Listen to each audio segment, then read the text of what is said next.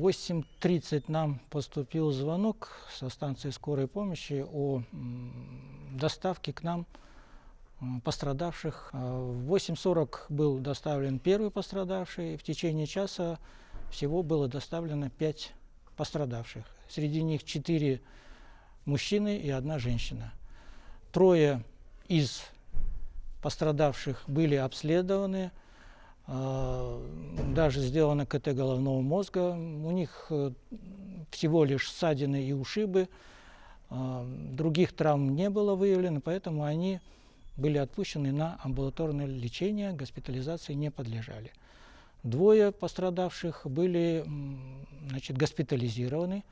Первый мужчина с термическими ожогами более 90% поверхности тела, ожоги верхних дыхательных путей, ожог конъюнктивы глаз и в состоянии ожогового шока. Ему была оказана вся экстренная первая медицинская помощь и госпитализирован в отделение реанимации. Второй пострадавший с травмами поясничного отдела позвоночника в виде компрессионного перелома 3-го поясничного позвонка и остистых отростков был госпитализирован в отделение травматологии. Всем оказана экстренная медицинская помощь.